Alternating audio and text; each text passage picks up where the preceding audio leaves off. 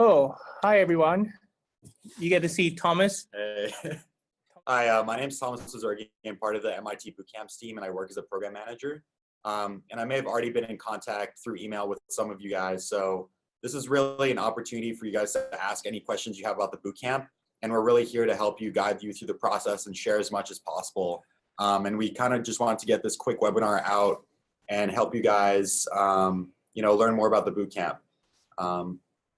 And then Andrew's with me as well. Yeah, it's Andrew.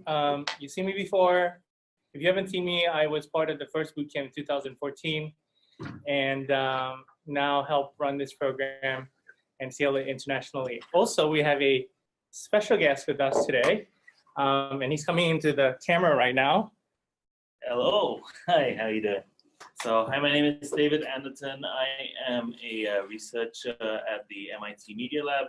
I focus most of my time on looking into using machine learning to understand the media and derive insights from that. And I was also a member of the first boot camp that we ran here on MIT campus. So it's been incredible to be here and share some of the joys and pains perhaps, and get you looking forward to applying and being involved as well. So what we're going to do here is we're going to start with some questions you might have. Please tell us more about the speakers at the Rio Bootcamp.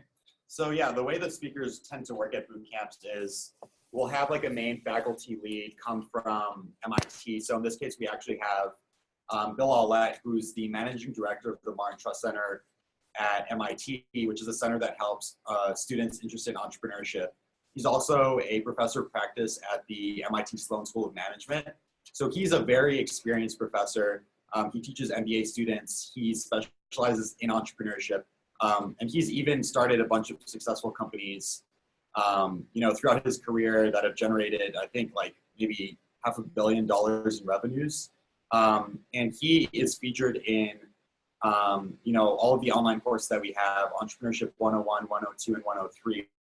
So he's going to be there and going to be our main faculty lead. And then the way it works for the other speakers is we bring in coaches from the MIT community. So we either have coaches who were, alumni of previous boot camps or who, attended MIT through, the Sloan program or other programs and then went out and started their own companies. So I can, start talking about a couple of those individuals. Could I just say, before we get on to the others, Bill Aulett is, I think, fair to say, is a real friend of this boot camp, and to many of the students studying entrepreneurship at MIT. Martin Trust Center is an incredible resource, and I think one of the amazing things about Bill is not only has he been through it, executed, and I think he's got some photos of himself at the opening bell of the stock exchange when he sold his company. So there's a lot of incredible experience there. But he's also, I might have said, like very approachable and friendly. And he's the author of the Disciplined Entrepreneurship book and the 24 Steps, which is really a foundation of a lot of the entrepreneurship understanding and courses that here at MIT. So, yeah. Yeah, so he's going to be our main faculty lead. And then in terms of coaches, off the top of my head, one of the coaches we're going to have is this guy named Jeff Anderson. And Jeff was the he's currently the chief operating officer of this company called Manus Biosynthesis. And this company is really interesting. What they've figured out is how to create natural sugars, natural ingredients through a process of getting bacteria to go through a state of fermentation. And they can create these natural sugars that go into a lot of products you might find at supermarkets for much lower costs and in a much more sustainable way. And he started this company while he was still a student at MIT. And their company was actually able to raise funding, I think non-dilutive funding for their company based off of contracts that they started. So he is very experienced in terms of that end. And he would give a talk on his company and also work, hands-on with you guys and work on your projects and guide you through the process. Another entrepreneur that is going to be featured at the bootcamp his name is Nasir Yamama. And you may have seen him recently. We shared a webinar. So Nasir actually attended the second bootcamp. And he's originally from Nigeria and started this company called Verdant Agritech, where they help farmers with microfinancing. He was recently named as a Forbes 30 under 30 first company.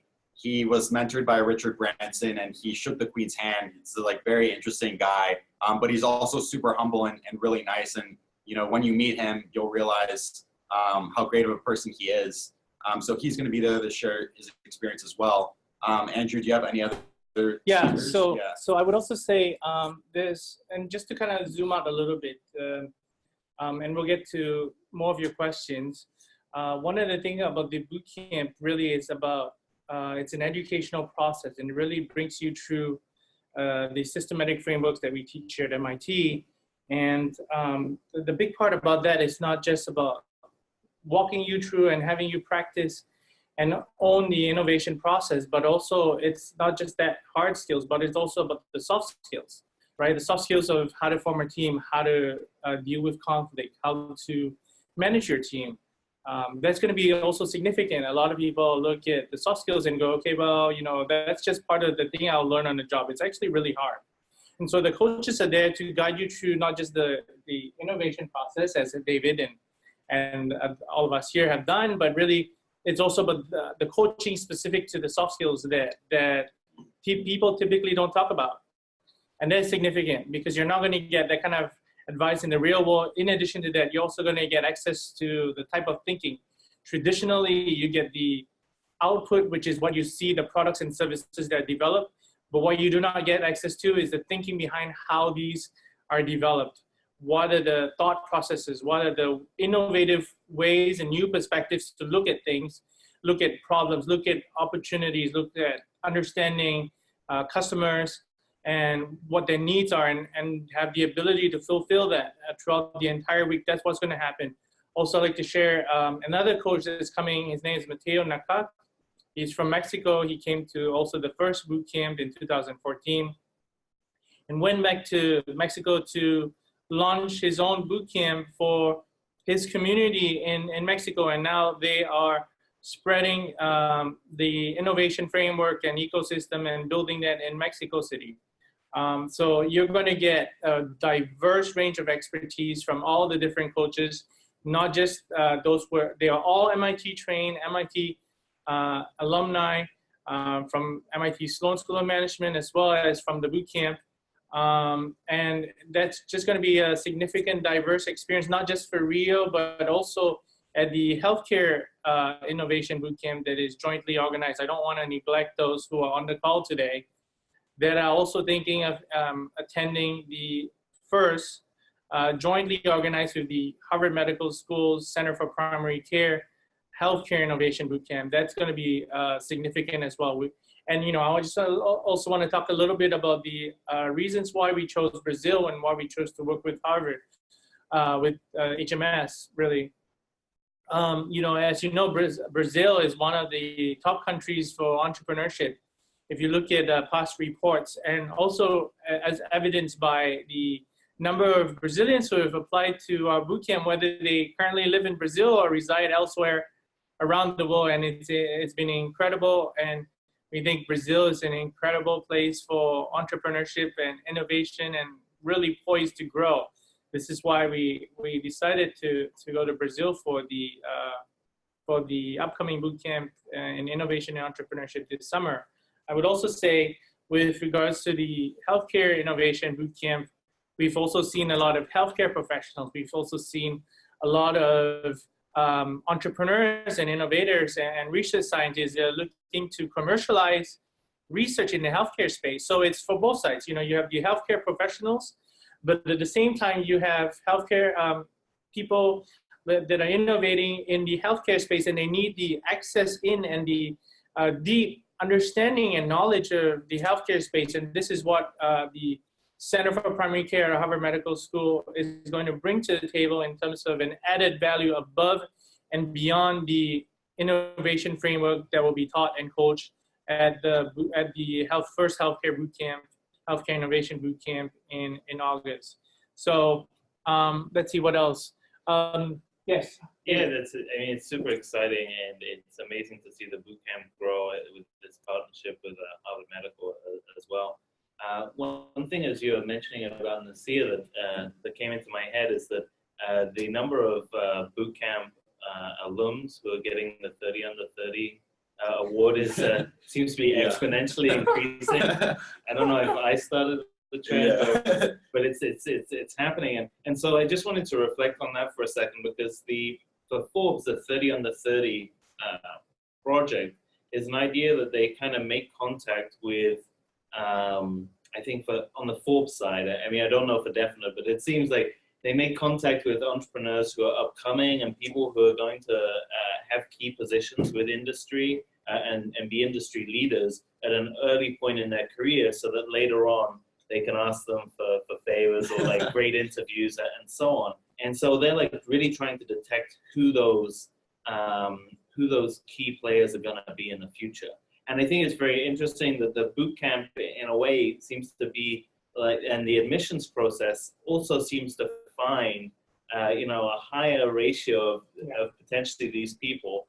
And so I think when you're coming to a bootcamp yourself and the community who are going to be your contemporaries in that bootcamp are going to be key players in the field. And in whichever field they end up in, they're going to really achieve and surpass, standards across the board. So I think that's definitely, you've got the value of the faculty and the coaches, but also, the other participants are really bringing in a huge amount of value. Also, so I just wanted to digress a little bit. Absolutely, and David, if I can add to that, I think the process. A lot of some of you may have had challenges in that process. Oh, my resume is not updated. I never done a video introduction before, and completely foreign and strange. And that's part of the bootcamp. Learning, right? The bootcamp learning doesn't start at a bootcamp, but it starts at the application stage. It starts in your own interest in searching out, hey, this was an interesting program, but why is it really interesting? And so our application process has been designed very, very specifically to help you reflect introspectively. And for us to also understand on the admission side, why this would be a good program for you. It's not just about getting people into the program, but we want to ensure that this is a fit for you very, very specifically, because consider this program to be a catalytic program that aligns your personal as well as your professional lives together at a convergence point that then streamlines that and reshapes, if at all, reshapes your trajectory into the direction and adjust it towards the new direction that you're really looking to accelerate in. And that's key for David, has been key for myself. And even for Thomas, it's been key for him as he's been with the team for the last 2 years. Can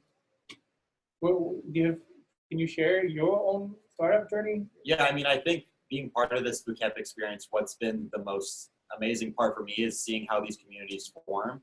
And, as David was mentioning, it's not just about the speakers, it's not just about the professors that you'll meet, but it's about the other boot campers that you'll meet there. And every boot camp, it's extremely diverse. In the last boot camp in Australia, we had individuals from 41 different countries of origin. Think about it. How often do you get to be, in 1 week in one space with people from that many different countries and cultures and experiences? We had somebody who was 19 all the way to somebody in their 50s. We had engineers, doctors, lawyers, scientists, early stage entrepreneurs and serial entrepreneurs, all working together, all passionate about creating something with impact. And from my perspective, that's what's been the most amazing thing for me, is getting to meet these people and getting to, have a role in helping create this community and form this community of people that, even before the application process didn't know each other at all. And then they come to this boot camp and they form these lifelong bonds. They start companies together. They discover new opportunities together. That's been the most amazing part for me. And I think even when it comes to the speakers in the community, it's about learning the stories that, people have been through. You'll meet a lot of very successful people at the boot camp. You'll meet speakers and coaches that have built, companies that have raised millions of dollars, but what was the journey behind it? Success didn't happen overnight. And whenever we, set up these boot camps, it's about learning that story and that hard path that led to where they are today. That is so valuable, because you realize, these people, they've done amazing things, but they're just like you, but they've worked extremely hard and they've gone through a lot of challenges, but they've overcome those challenges, and they'll share how they did that. Yeah. So that's been really, for me, the most amazing part of that. Yeah.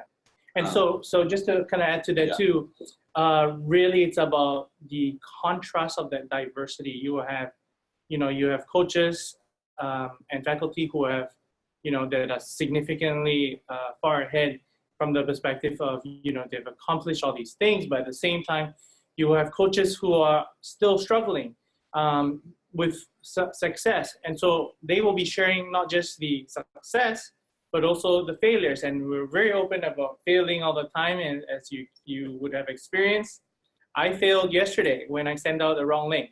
So I apologize for that. Screw-ups do happen. What we need to do is pick ourselves off the floor and stand up and go forward all over again. I would also say that you guys have been emailing us questions, which is why I'm looking at my phone. Just for housekeeping purposes, a lot of people have been asking about the impact scholarships. In order to qualify and be considered for an impact scholarship, you have to complete your application, which means that we will review and consider people who are interested in attending the bootcamp. And at the end stage, when we consider offers for admission, this is where you will be considered for an impact scholarship. And yes, we have a limited number of impact scholarships, and the maximum award amount is $3,000. And this is the reason why we do that, is we want to share this opportunity with as many people as possible, but at the same time recognize that there are limited amount of funds that we can dedicate to this process.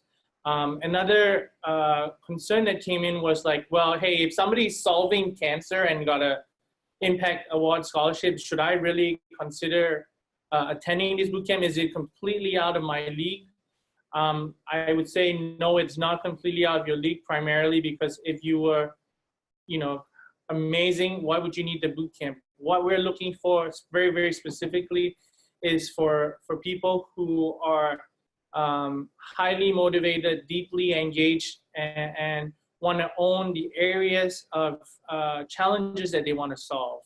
We're not looking for perfection here. What we're looking for is for a specific segment of candidates that are dedicated and motivated and are willing to do this and own this area that they want to innovate and accelerate that innovation, that space. So just to give you some housekeeping overview there for scholarship. The other part to that too, we have quite a few questions here. Project management, that's part of the teamwork. So we work in teams. At the bootcamp, you will work in teams. We will bring you through that process in team formation. So you get to select the teams that you want to form based around the opportunities that are available. And just to add on to that, to give a bit more clarity of how the week will work in terms of the projects, is you'll form a team on the first day, and throughout that entire week, you'll be working on this 5-person team on a startup pitch. And each day, we're going to cover different topics like, what problem are you trying to solve? What can you do for your customer? What is your solution? What is your business model? How do you pitch that solution to, entrepreneurs, to investors? And you'll be working very closely with this team. But at the same time, we give you guys a lot of flexibility. So we'll talk about what goes into a good team. We'll talk about how to form a team. And one of the things that we instruct you guys to do is create a team charter. So we want you guys to define, how will your team function? What are the responsibilities? What are the roles that everybody will have for each day? And going along with that, we have a daily CEO. So each day you'll have a chance to be in a leadership position. So every person on the team will get the chance to be a daily CEO. And for that daily CEO, we have a CEO check-in in the evenings where all the CEOs join together in a huge circle with all the coaches, and you basically go around saying, okay, this is what we're working on. These are the challenges that we have. And then the coaches give you feedback to, go back to your team and work on your project so that you can, get better and move your project forward. So there's going to be a heavy emphasis on working on a team, a heavy emphasis on your project. And I think that is one of the most important components of the bootcamp, because through that team, you get to learn so much, and you get to learn so much about yourself, because you're forced in these situations where there's team conflict, where there's disagreement, where maybe you're working really hard, but a team member isn't pulling their own weight. Or maybe, you're on a phone call with a customer and you just realize that the problem you're trying to solve was completely wrong. You need to start over from the beginning. How do you communicate that to your team? What do you do in that situation? So it creates the possibilities for a lot of interesting situations where you can learn a lot during the boot camp. Yeah, and the bootcamp journey, or the innovation journey, really doesn't end after the 5-6 days that it's done. And David and I can share a little bit about that. We have an amazing, engaged global community. And there was a question about, is the bootcamp a week and that's it? No, it's not. It's ongoing. It is, you're connected to a global community. You have healthcare professionals, you have lawyers, doctors, VR, space engineers. What else do we have? There's the Dolly the sheep. Oh, right. So we have, we have just amazing alumni that are working in all sectors. And I guess one of the questions was, okay, well, do you get any continued support after? So the way we work is that we try to, because your success is our success, and if we can see you succeed, we can help you succeed. If there's anything that we can do, we will do our best to help connect the right people, the appropriate people for your stage of innovation. For example, there was a question about healthcare. And this is where the Center for Primary Care comes in. They're collaborating with us because we want to see innovation increase in the healthcare space, right? Primary care, public health, medical devices, the whole spectrum is ripe. As you can tell, in the US, the healthcare system is extremely complex and fragmented. And so one of the things we hope to achieve through this Healthcare Innovation Bootcamp, as well as the Innovation and Entrepreneurship Bootcamp, is to really get out there, hit hard, work through and deeply understand the complex decision-making processes and decision-making units in, as some of you may know, in healthcare, and as much as we can do to connect and refer people to subject matter experts as well, to help with that. That's really our goal. Speaking on the area of subject matter experts, we have various alumni and connections with coaches that are subject matter experts, which is why we have this diversity of people that are going to be coaching you at the boot camps, and they bring in a depth of subject matter expertise that you typically do not get in a lot of other programs. And so we're going to bring that diversity to the table for you as well. I'll just add to that and what Andrew was saying, which I think is of course totally on point. Which is that in terms of coming to the boot camp, you're saying like the experience that's involved and how people, you have connections in different networks. I think for me, when I first came to the boot camp, I was looking for a community, for a family, for a place to feel like home. I know from my entrepreneurial journey prior to the boot camp, a lot of it felt very alone, whether that was in terms of, the local community and entrepreneurial environment wasn't particularly welcoming, wasn't particularly friendly. Everybody was out for themselves, battling each other. And I know some people not me really, but some people also have to deal with family expectations and maybe societal norms around starting companies. And so when I came to the boot camp, what you find around you is people who may be one step ahead, who you can derive insights from. They're not necessarily the faculty or the speakers who have made it. It might be just that person who's made that first step, or who has made their first 10 customers and is growing, or has taken their first seed round of investment, or who even has raised their Series A. So depending on where you are, there'll be someone who is either one step ahead of you. And then also you're able to provide mentorship to people who are one step behind. So this community is really, really a cool part. But if you don't mind me switching the question up. Oh yeah, please. I remember from my application, the video was definitely something that was a bit of a challenge. Well, we had to share the video of but that was different. Project ID. So we still had to do a video, but not necessary for the application. But I know a lot of people, it's a big struggle. And actually, before we came on this call, I went on YouTube, and one of the previous applicants, their video has now reached 2,000 views. Oh, really? Their application, Erica Lee. Oh. And then some other like introduction videos have actually that have been made public on YouTube have been knocking up a hit. So it's very interesting to see that. So do you have? Yeah, I mean, a lot of people say, hey, how do I do a video? What do I say? What do I do? Or how do I describe myself? Well, go to the MIT Bootcamps channel on YouTube. It is our learning channel. It's there. It's open. It's available. Have a look. Look at the MIT alumni videos. Watch how they introduce themselves. Perhaps you can form your own unique video introduction from that. That's really great. That's out there. That's available. Just a few more questions that have come in.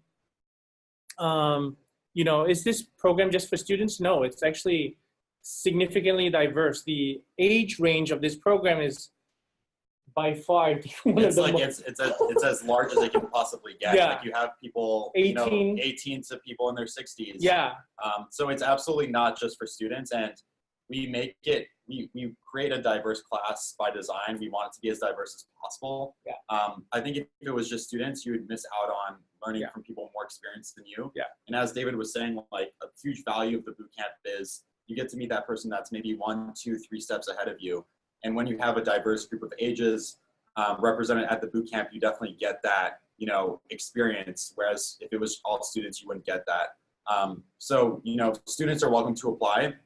But we've also had people who are just starting their careers, people who are in the middle of starting their first company, people who have started a set of successful companies, and they're just looking to learn something new and share that with others. Yeah, and then on the other side, you have people who are graduating in a state of transition, and they're looking at innovation as a new pathway, apart from the traditional pathway of finding a job. So do you need to have a specific problem to come in? Not specifically.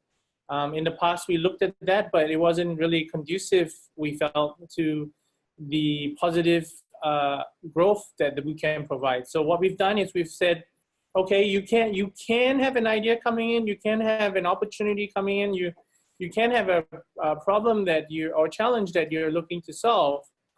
But when you form a team, it is really up to you and the team to discuss, debate, argue, and figure out what kind of problems you want to solve and the opportunities it provides. And that happens as a collaborative process in your team formation on the first day.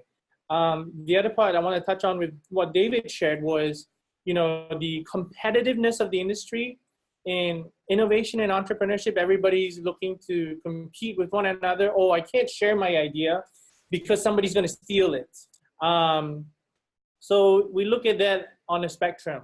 On one hand, it's about being competitive and understanding when to be competitive. But on the other hand, it's also to understand when to be collaborative. And at the bootcamp, that's what we try to share and impart on a peer-to-peer level, on a coaching level, and also on a teaching level. knowing and understanding the times when you need to be competitive as well as when you need to be collaborative, and who would you be competitive against? Are you competing against yourself as a baseline, or are you competing against a competitor that's out there, you know, in the same space that you're looking to innovate in? And so you really need to recognize that, and that's what we'll be going through as well as part of the soft skills that you will learn. Okay, so okay, we're back. So just so you know, MIT is not immune to technological issues. So we apologize for the technical difficulties, but we're back. Okay, so what were we talking about? Well, I think I was talking about the Like number the of countries, yeah. and I think it doesn't matter where you are.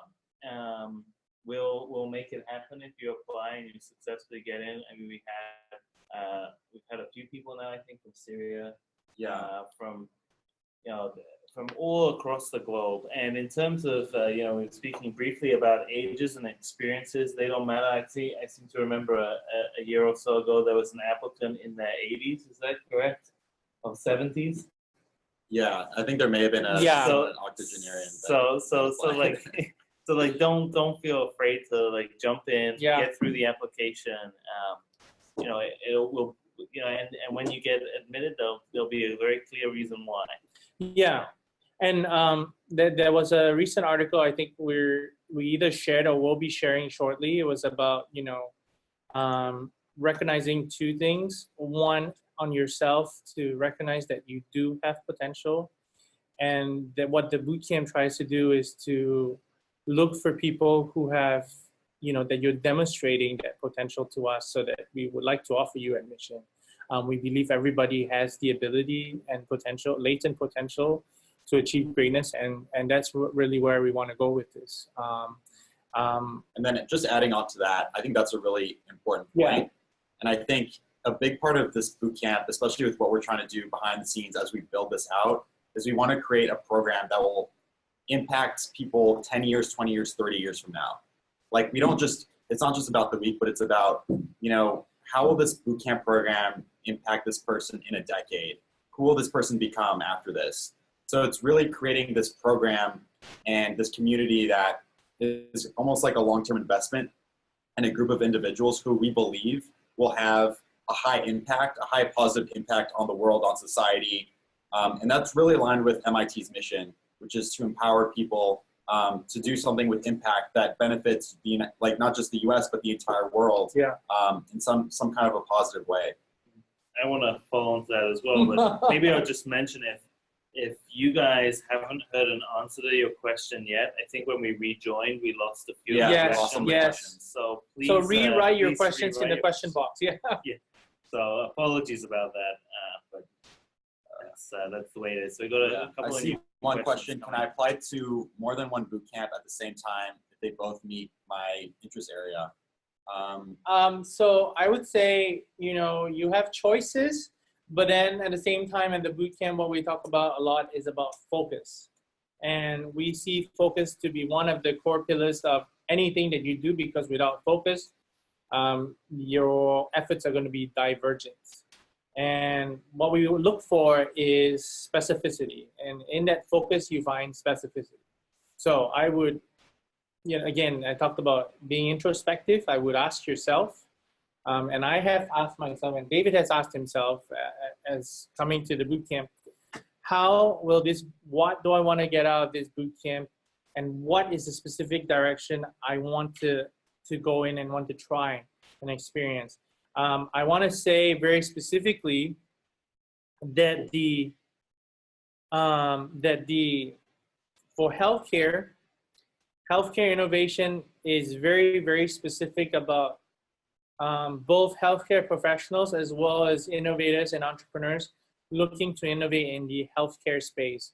So to sort of also follow up on the question by Rover Mad, it's not just about primary care. And just to define primary care is the immediate care that you get from a physician or healthcare professional that is specific to your healthcare needs. Can I just, because you were mentioning about just before we got onto that, we were discussing about the reason why.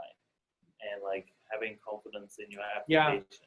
Yeah. And I think, you know, like you're all here watching this webinar or the recording of it, and also you've all considered applying. And one of the things, and I think this also happens when you attend the boot camp, you know, so this, this theme kind of comes throughout, is, and for MIT students as well, one of the biggest challenges you face is this question of, why am I here?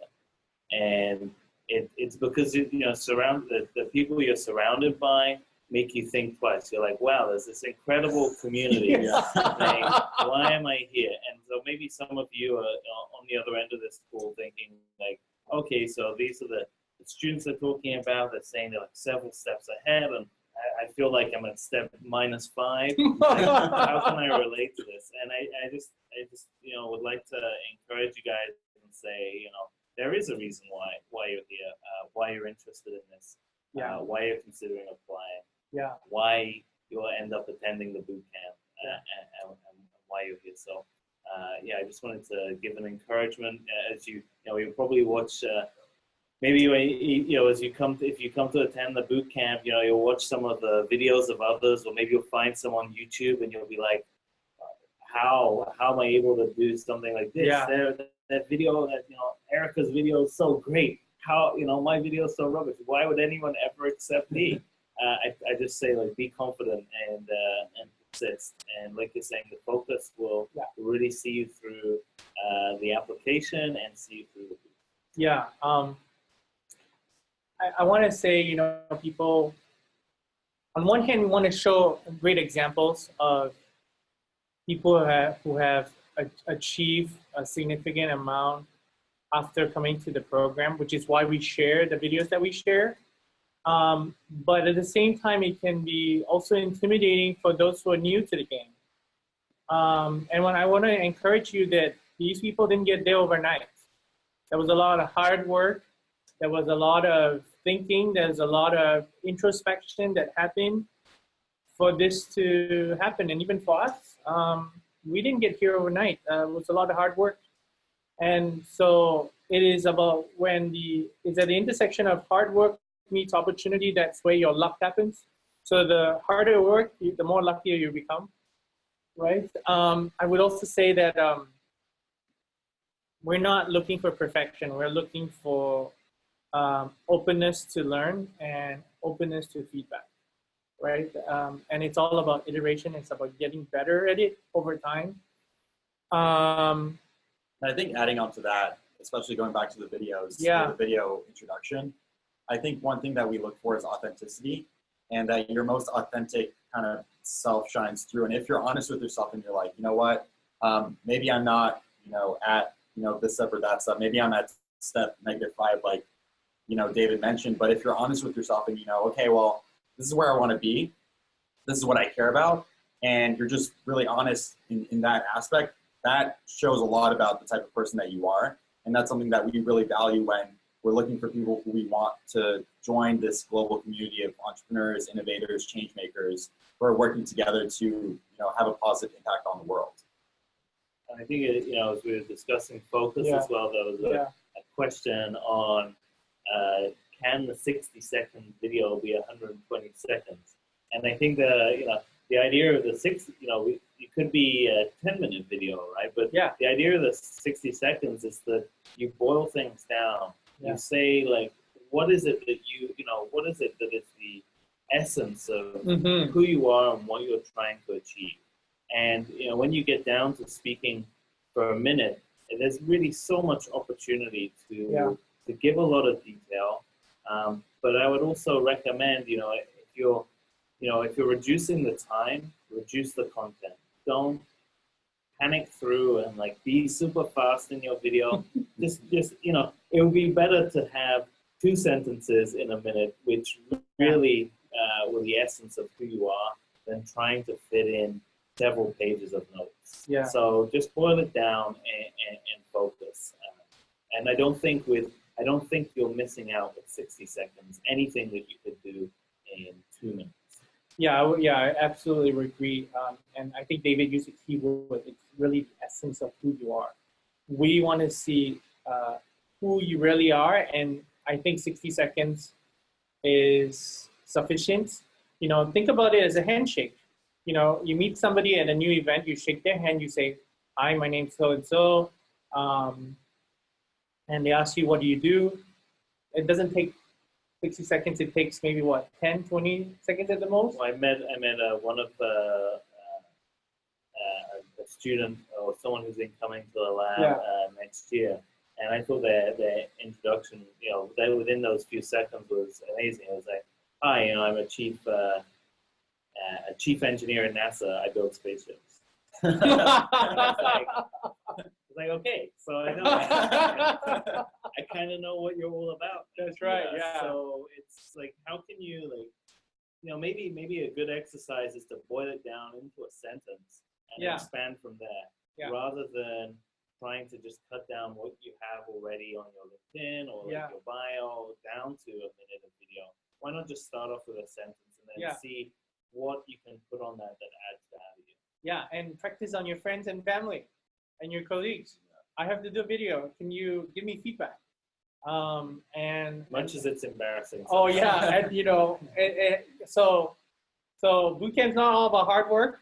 And David talked about embarrassment. It's like, it's okay to be embarrassed and to have fun and to laugh at yourself. And so we work hard, we have fun, and we work harder, right? So it's not just about hard work. It's about having fun together with hard work, and that's going to be significant.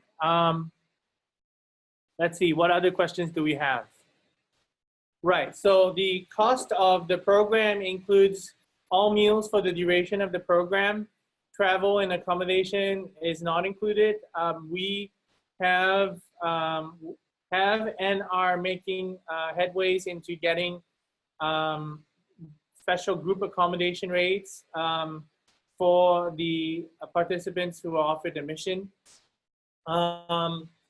What other questions do you guys have?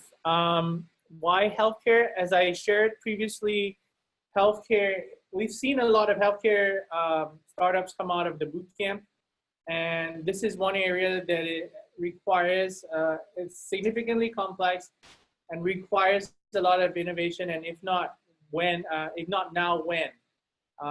And I think that needs to start very, very soon, which is why we're working in this area of healthcare innovation as well, right? Should we scroll up, see if there's so let's see what other questions that we may have missed here.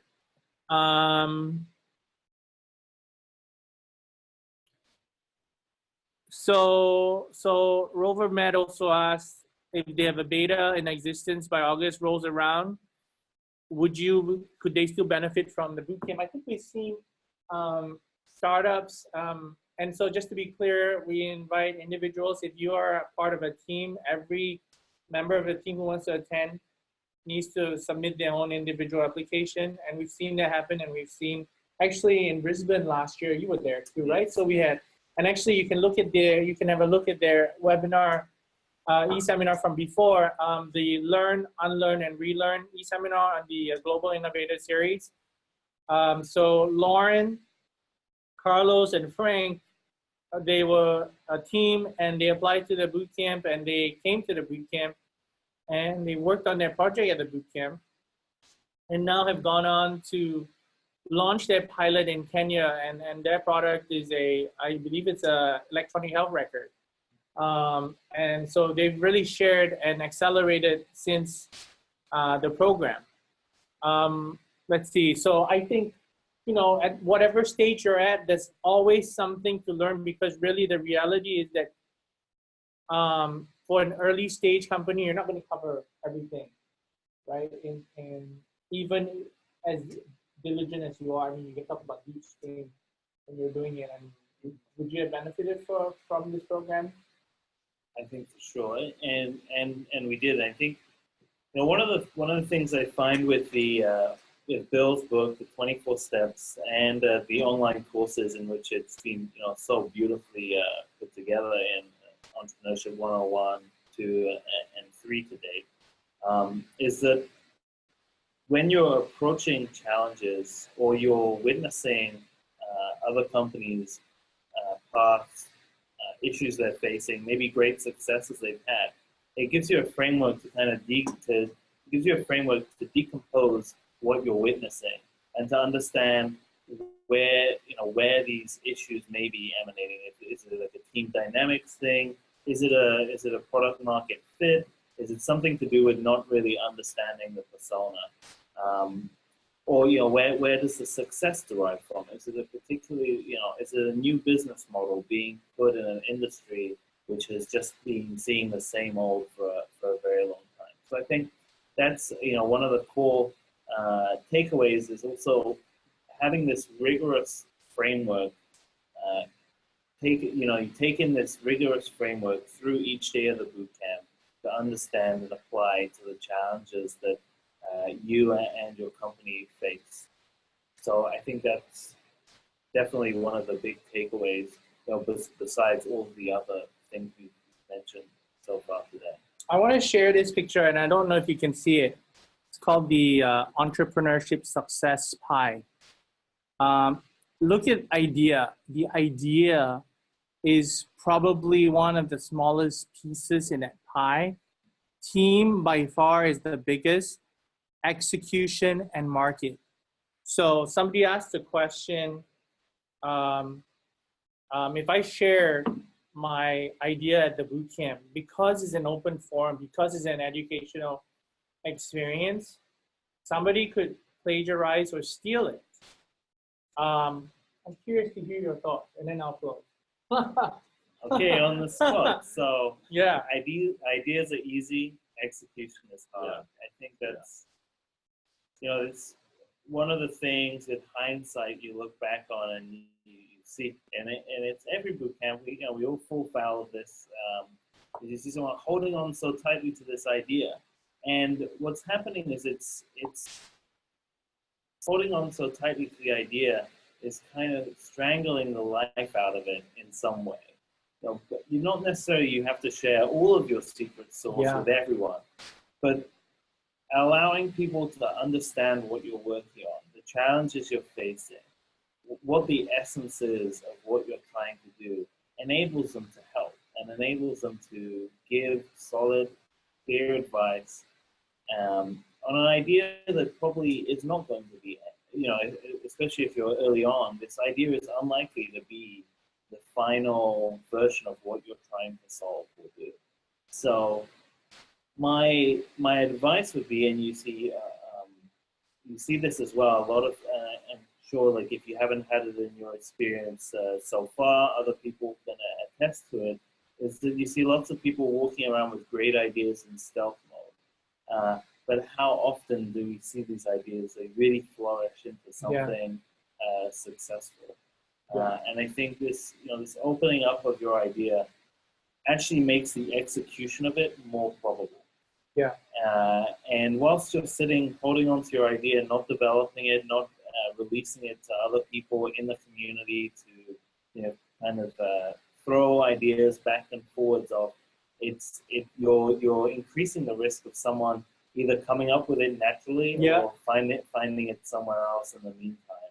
So I think the real challenge with ideas is not necessarily to keep them secret for long enough, because as the size of your team expands, that gets exponentially harder to achieve, is to execute it as quickly as and effectively as possible.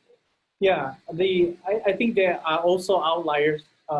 Yeah, I mean, I think just to add on to what you're saying, so much of, I think when you have an idea, so it's such a huge, important component is, can you validate whether or not this idea is real in the marketplace? Is there a real problem? Is there a real customer? Does your solution even work for that customer's needs?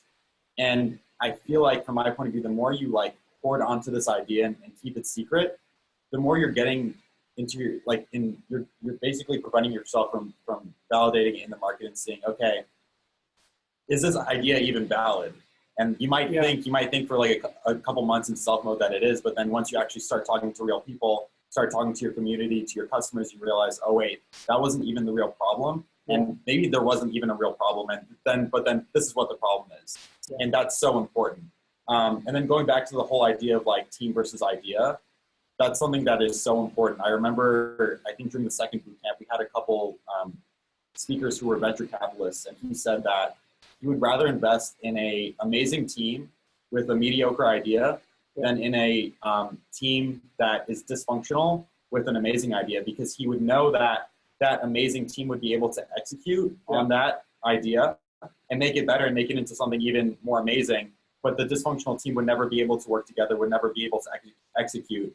And eventually that amazing idea would fall apart. Absolutely. So team is so, so important. Yeah. I've been in that position actually where I worked for a company with which received investment in the region of several $1 million and watched the dynamics of the team destroy it, even though the idea was incredible, and it's still incredible today. But I also, you're mentioning primary market research, and it seems maybe this is just part of being human, that nobody really enjoys doing primary market research at the start. No, it's hard. Yeah, it's really tough. It's hard to go out there. Yeah, it's hard to go out there and share your baby or your heart or your idea out with somebody, only for somebody to go crush it. Yeah. Right. And I think that's that's one of the risks with primary market research is maybe you have the experience, maybe you're a persona that you're solving the problem for. And then you're going out speaking to people, and they're telling you that that isn't a big issue for them. Like I was interacting with someone who said, they were doing a medical device, and they were saying like, I have 300 contacts in my LinkedIn who would love to do this. So it's like, well, how many have you spoken to? And then they dodged the question. I was like, how many have you spoken to? I think primary market research is so incredibly valuable, but a lot of people have a tendency not to do it. And I just wonder if one of these things is, I've got to protect the idea, which actually means I'm scared that if I validate this, my brilliant idea may fall foul of the reality that maybe it's not the best solution to or it's an adjacent problem. It's adjacent to to that. There are outliers, especially in the area of intellectual property and commercialized research. So, as an example, at the second boot camp, one of the boot campers has developed and was, I believe, in the process of patenting his hardware device for sweaty palms. And he came to us and he said, hey, how much should I share? I said, you can share the general concepts, but don't talk about the specifics. And that will still, help provide the insights as well as the groundwork for your presentation on at the end of the program. But you don't necessarily have to specifically identify the core components of what that patent application includes. So I want to say, on one hand, stealthy is unhealthy, but at the same time, have a healthy regard for outliers in the IP space as well as commercialized research. So it's a case-by-case basis. I can't say that it's specific to every case, but by and large, what we see is that by the end of the boot camp, and as you go on past the boot camp, you'll begin to see the ideas that you've identified and that really go back to solving core problems with these opportunities. Those will continue to grow and evolve and develop. And what you come in on the first day versus what you come in on, what you end with on the last day are going to potentially be very, very different. So, you start somewhere and then end somewhere, and it could go completely somewhere else, right? I'm just going to scroll through very quickly.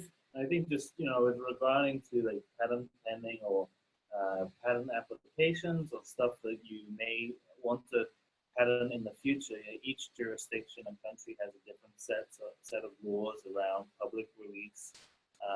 And so if it's something you're concerned by or that's important to you, it's best always to speak to a lawyer or legal, like someone someone who can offer legal advice. Yeah. And actually, that's one of the parts that we're going to be covering in the healthcare bootcamp as well, specifically to healthcare. So that's like I said, the healthcare innovation bootcamp includes the regular innovation bootcamp frameworks, as well as the added bonus of the healthcare components that the center at Harvard Medical School will be bringing in faculty, speakers. In fact, next Friday, there will be a speaker series for the healthcare bootcamp that we're going to be sending out shortly as well. So stay tuned to that. We're almost out of time.